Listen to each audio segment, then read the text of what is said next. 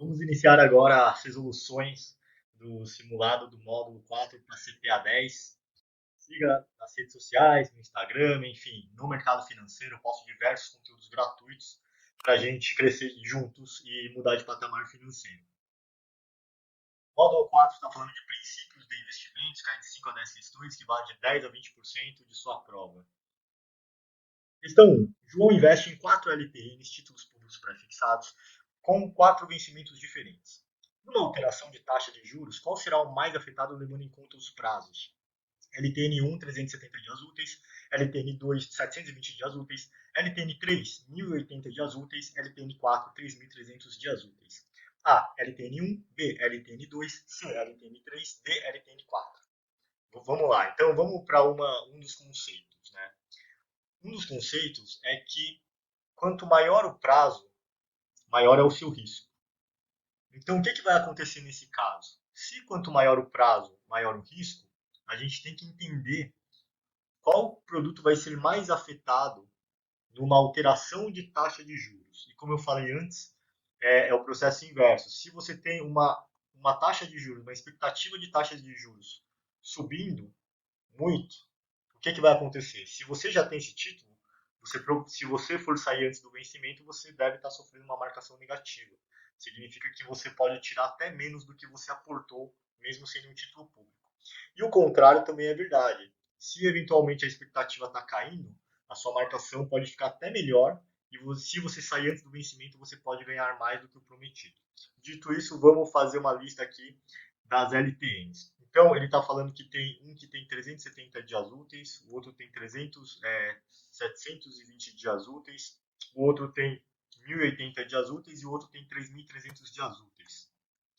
Então, se eu disse que o maior risco está no maior prazo, o que acontece? Numa alteração de taxa de juros, qual será o mais afetado levando em conta os prazos?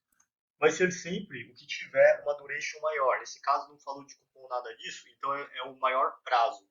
Ele será tanto afetado positivamente quanto negativamente. Vai depender muito dessa relação.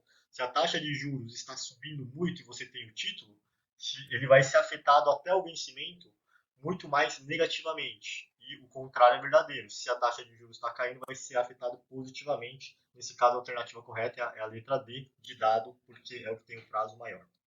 Questão 2. Se há muitos interessados em comprar um ativo, sua tende a ser maior.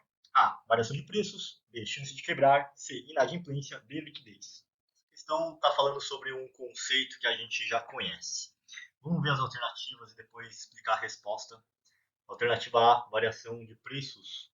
Não. Chance de quebrar não tem nada a ver. Inadimplência também não. A resposta vai ser a letra D de dado, liquidez. O que acontece é que esse é um dos conceitos de liquidez. Quando você tem muitas pessoas interessadas em comprar um único ativo, a liquidez ela tende a ser maior. Então, basicamente, quando você tem um volume muito grande de players ali dentro, você consegue se desfazer mais rápido do ativo a um valor justo. Imagina, vamos pegar o mercado de ações como parâmetro. A gente tem uma ação da Petrobras, por exemplo, Petro 4, e o que faz ela ser líquida? Um dos critérios é o número de ações que ela tem no mercado. E às vezes você tem ações que são menores, que têm menos liquidez, como a Magazine Luiza, por exemplo. O que aconteceu? Ela tinha uma época que a Magazine estava sendo negociada a R$ 10 lá atrás, e ela chegou a valer basicamente R$ 500. O que acontece quando ela atinge tal valor? Ela tem uma liquidez menor porque poucas pessoas vão estar interessadas em comprar o ativo, ficou caro. Então ela faz o chamado split para aumentar o número de ação dela, que nada mais é do que dobrar o número de ações no mercado, se for um split 2 para 1, e o preço cai pela metade, por exemplo, dando mais liquidez. A alternativa D é a resposta. Questão 3. O risco de crédito se refere a chance de inadimplência do emissor, caso entre em falência, B. A chance de não conseguir converter a um preço justo, C. Ao risco de variação de preços de uma ação, D. Ao risco do cartão de crédito. Falando de risco de crédito, o risco de crédito é quando uma empresa, um banco, tem um risco de quebrar e aí ele vai ficar inadimplente com o credor, ou seja, ele não vai pagar. Vamos para as opções para entender. A chance de inadimplência do emissor caso entre em falência. Essa aqui, provavelmente, é a resposta correta já, se não tiver algo mais completo. Vamos ver as outras. A chance de não conseguir converter a um preço justo. Isso aqui é liquidez. Ao risco de uma variação de preço de mercado. Isso aqui é risco de mercado, risco de variação ou oscilação de preços. Ao risco do cartão de crédito, nada a ver, a alternativa A é a resposta. A rentabilidade relativa é conseguida quando comparamos ao A, benchmark, B, retorno da inflação, C, ao retorno líquido, D, ao retorno bruto.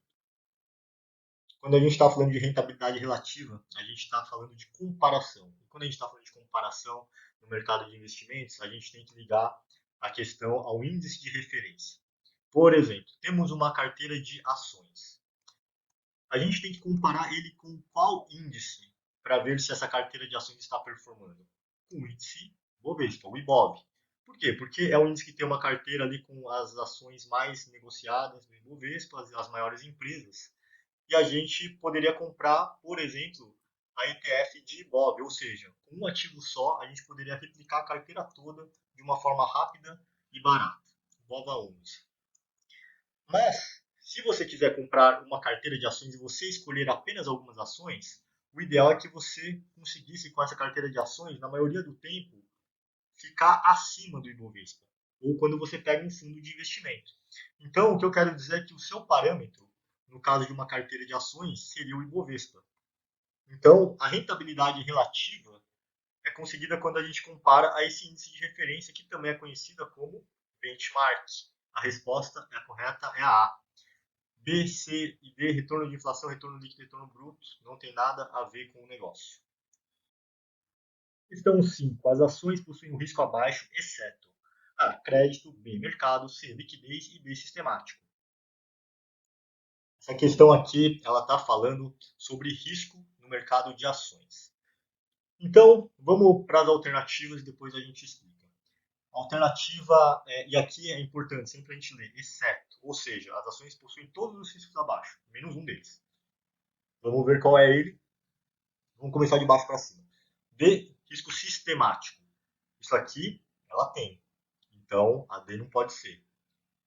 O que é o risco sistemático? É aquele risco que não pode ser evitado, como, por exemplo, o risco político, é um risco que você não consegue saber, o risco de guerras, né, como a guerra da Ucrânia, pandemias, como o Covid e coisas desse tipo.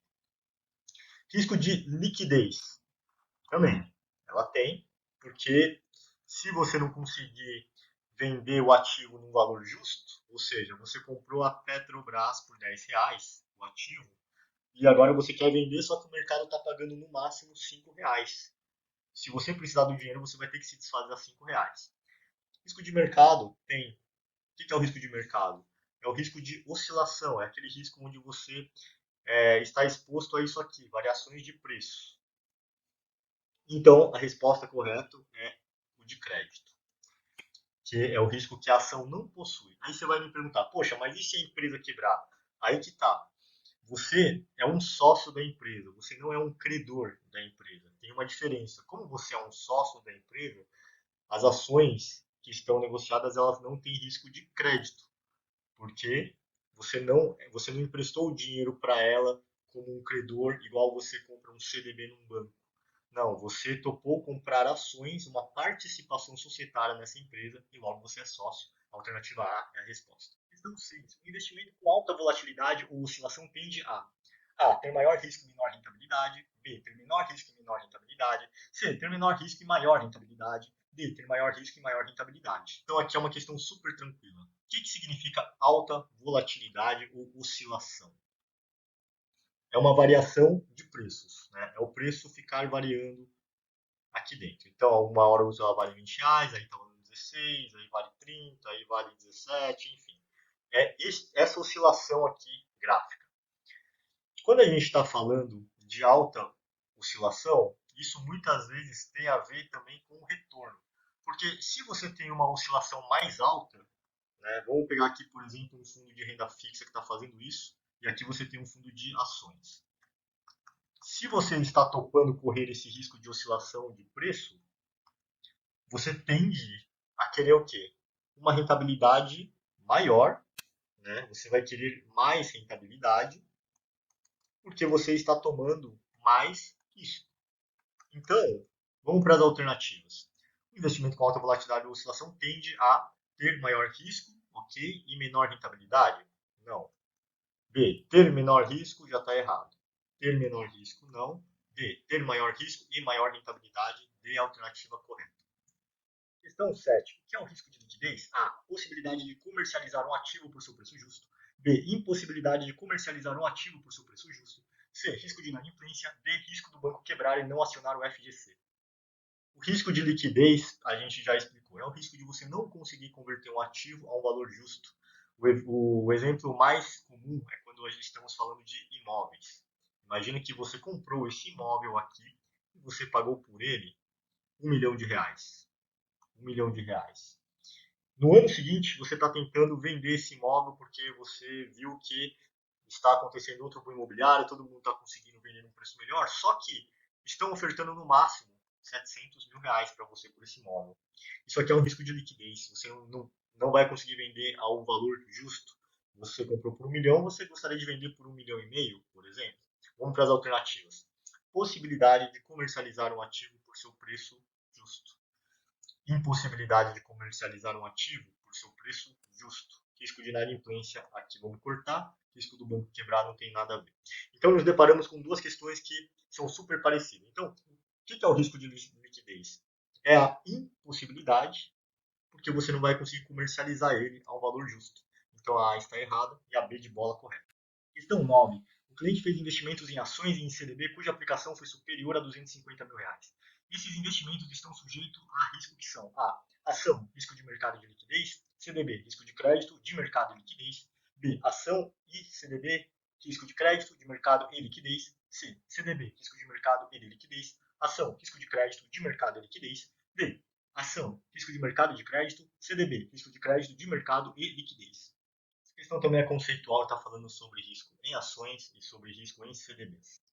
Vamos entender aqui as questões, mas vamos antes falar do que a ação, por exemplo, que é importante, ela não tem risco de crédito. Isso por quê? Porque você vira um sócio quando você compra uma ação. Você não é um credor. Então isso é importante de dizer porque a gente já pode eliminar algumas, às vezes já na própria prova. Então tudo que tiver ação com risco de crédito, a B, por exemplo, está falando que o risco são os menos, está errado. Ação, risco de crédito, a D está errado. E aqui a C também está falando e já está errado. Às vezes você pode eliminar. E vamos ver a letra A. Ação tem risco de mercado, que é aquele risco de oscilação. Ela tem, né, o risco de ficar fazendo isso aqui, o ativo.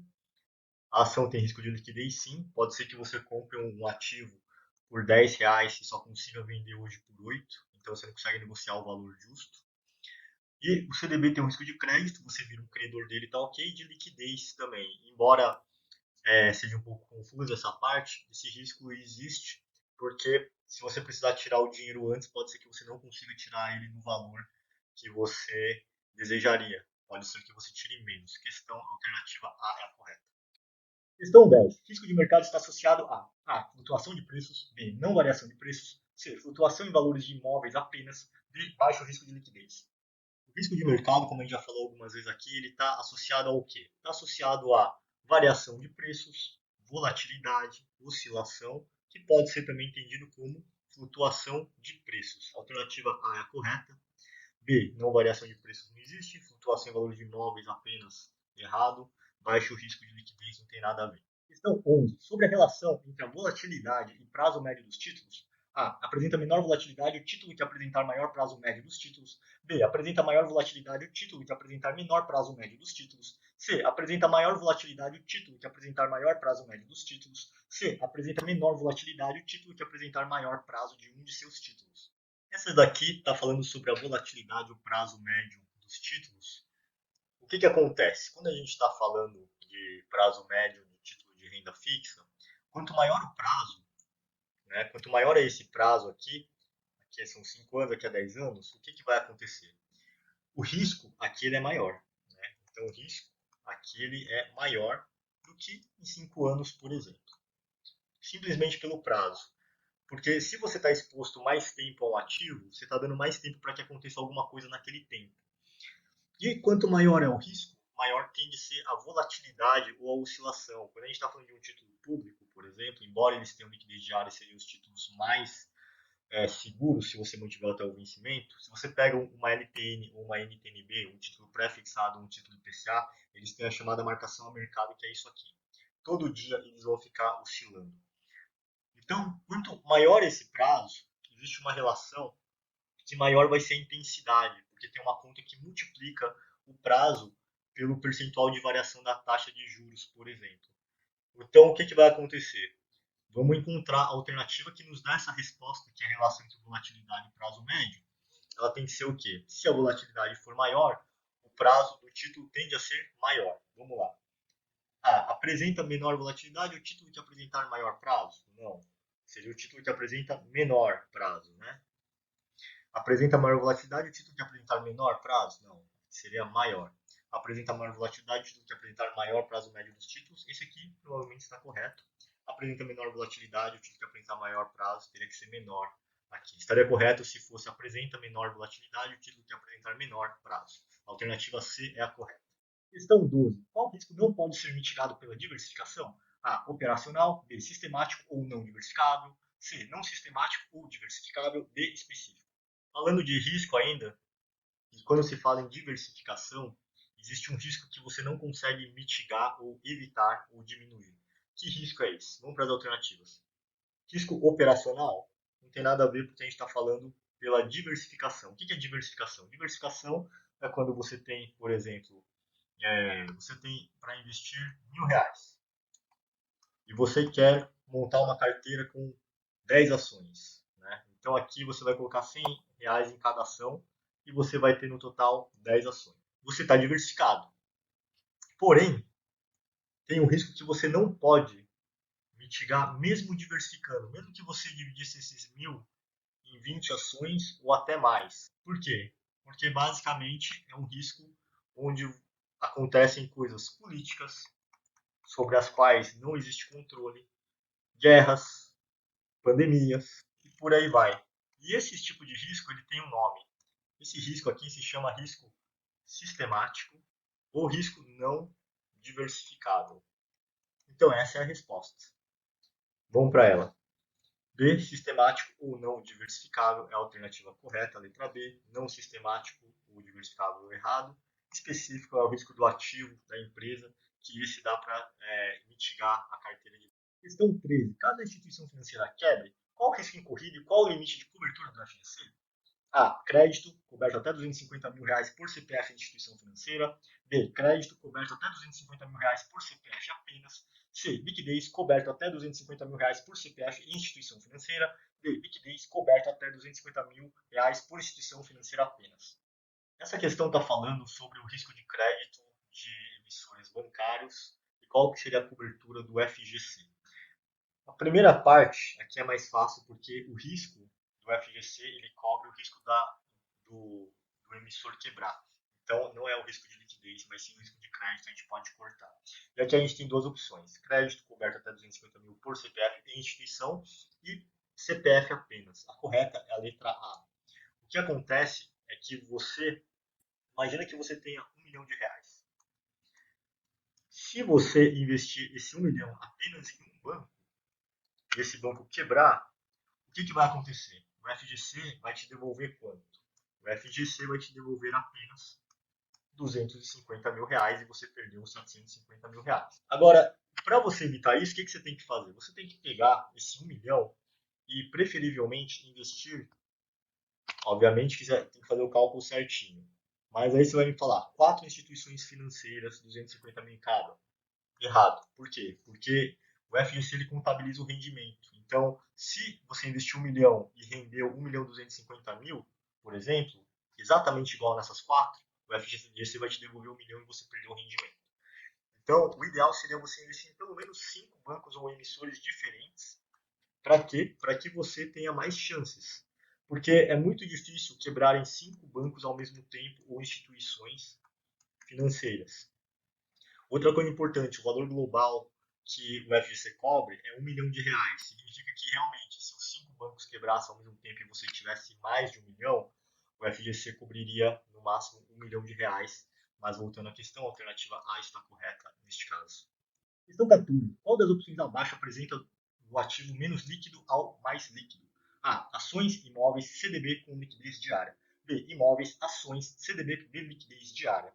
C. CDB de liquidez diária, ações, imóveis. D. Imóveis, CDB com liquidez diária, ações. Aqui a gente está falando de ativos e a relação dele com liquidez. Qual é do menos líquido ao mais líquido? O que é menos líquido? Menos líquido é que você tem mais dificuldade em transformar esse ativo em dinheiro. Então ele é menos líquido e o mais líquido é o que você consegue transformar mais rápido. Por exemplo, o que é mais líquido? É você conseguir algum fundo de investimento em que você tenha uma liquidez diária de um dia útil, em detrimento de um fundo que tem uma liquidez de 30 dias, por exemplo. 30 dias que eu vou colocar aqui. Então, vamos para as questões. Ações, imóveis, CDB com liquidez diária. Então, o que acontece? Do menos líquido. A ação é menos líquida do que o imóvel? Não. A ação ela tem uma liquidez de D mais 2 hoje. Então, a ação ela tem liquidez de D mais 2, ou seja, no dia de hoje, mais 2 dias de úteis você sai. O imóvel, você tem uma liquidez que você não sabe, porque você pode conseguir vender ele daqui a um dia, pode ser que demore daqui a um ano, ou pode ser que você não venda. Então, ela não é menos líquida. Vamos ver a B. Imóveis, ok. Ações, ok. CDB de liquidez diária. Bom, essa questão aqui, ela está válida. Tá? Ela provavelmente é a correta, porque ela está indo do ativo menos líquido, que é o imóvel. Você não sabe quando você vai conseguir vender. Depois ele vai para ações, que você converte em D mais 2 dias úteis. E você está falando que você tem um CDB de liquidez diária, ou seja, ela é D mais zero. Então, a alternativa B provavelmente é a correta. Vamos ver as outras por descargo. CDB de liquidez diária, ela é menos líquida do que uma ação que é D mais 2? Não, é o oposto. Imóvel, ela é menos líquida do que um CDB com liquidez diária, porém, o CDB de liquidez diária é mais líquido do que o de ações. A alternativa B é a correta. Bom, finalizamos aqui mais uma bateria de simulados do módulo 4 para CPA 10. Espero que tenham gostado. Sigam no mercado financeiro e até a próxima.